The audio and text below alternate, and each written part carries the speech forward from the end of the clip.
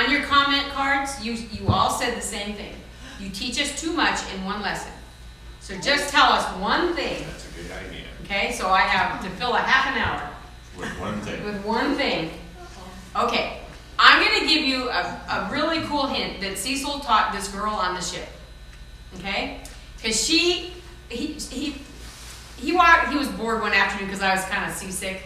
So he went down to where I teach, and there's a clavinova down there, and he was just going to practice for a while. And because that's the way he unwinds and just enjoys, relaxing. Well, I went down there, and this girl named Marcy, who plays in the lounge, was practicing too. So they got to talking, and she asked him to play a song. Well, he played, and evidently she goes, "Wow, what are those chords you're playing? They're so pretty." So he was telling her how he did it, and then he came back up to the room, and he said, "I taught Marcy how to play open chords." And I said, "Well, what are they?" And he goes, "Nah." Then I didn't feel so good, and I didn't want to hear anymore. So the next day, I went down there, and she was there again, and I was listening to him tell her about these chords, and he was going into stuff I didn't even understand. She was getting it, but I wasn't. So on the way home on the airplane, I asked him to tell me what he was doing that was just put it in my language instead of hers, because they were talking at this level, and I'm just not there. I'm more here, okay? So to get my husband to come down to my level musically is really hard. That's why he's not such a great teacher to just regular people like me. He's really good with someone like Marcy, who already has been to Juilliard and did all this stuff. But she didn't really learn jazz, because it's kind of hard to, you kind of have to just develop your own style. So he says, well, it's kind of easy if you take out all the big long words and all the things the terminology that I used, and he says, basically all I did was only play 2 notes in a chord.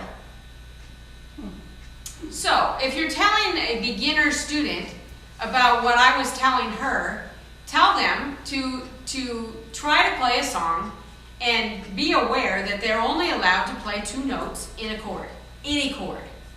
Which 2 notes do you play? There lies the question. She gets a prize. She does get a prize. Which 2 notes? That's what I said. How do you know which 2 notes? He goes, whichever 2 notes sound best. Well, there's another problem. He has perfect pitch. He can tell before he plays them how they're going to sound. I can't tell till after I've played them, and then they're too late. So there lies the difference between him and me. Now, if it's too late, then the song obviously is not going to sound good, and I'm not going to do that again. So I said the same thing to him. I said, it's not going to sound good. So you know what he did? He got out his iPhone on the airplane. And I said, put that thing away. You can't get a signal on an airplane. Because I thought he was going to look at his email.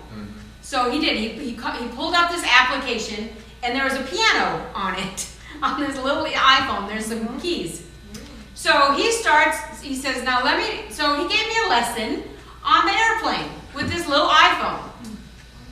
Okay, so do you want the lesson? Yeah. All you have to, let's take out the big black book. Did you bring them? Let's look at 84, Mona Lisa. Here's the easiest version of what I can teach, he told me. And then I'll give you the harder version for those of you that want more of a challenge. In a chord, okay, chords come from scales, right? So a chord is made up of the first, the third, and the 5th step of a scale. So if I write down 8 steps of a scale, 1, 2, 3, 4, 5, 6, 7, 8.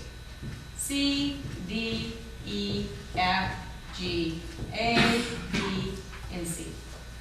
Okay, a chord is the first, the third, and the 5th step of a scale.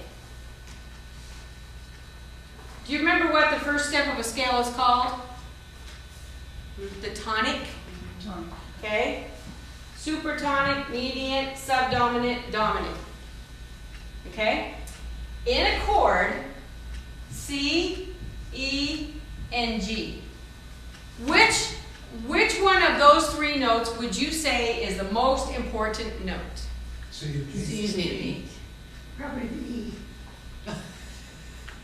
Gee, we have a multitude of opinions. Well, you only have three choices. So you have a 33 1/3% chance of being right. How many of you, in order of importance, how many of you think C is the most important? E, G. Okay. C is the most important. Okay? It's called the tonic, tone on which the song is based. Now, putting that aside, of these two notes, which note would you say is the next most important? G. I'd say E. Yeah, I think G. Okay, let's take a vote. How many say E? How many say G? Okay, E wins. How come? It's a third. Because G gives it a very hollow sound. Okay, that's one reason. It's a Think third, about it. right? Right, think about it. Other than a major chord, what's the next most used chord? The minor, right?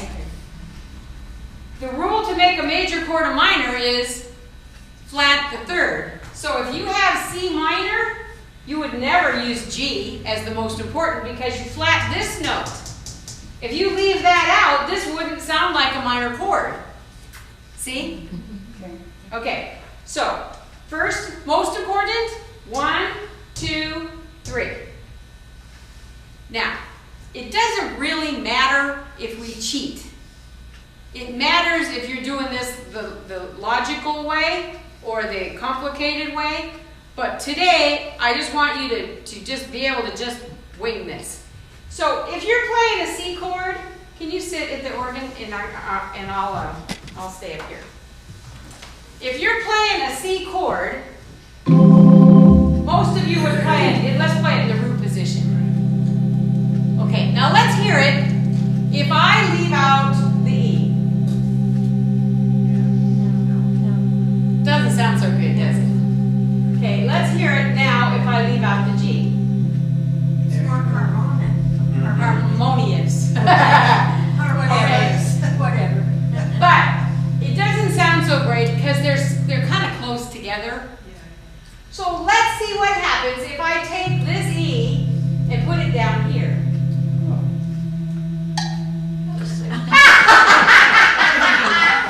Gotcha.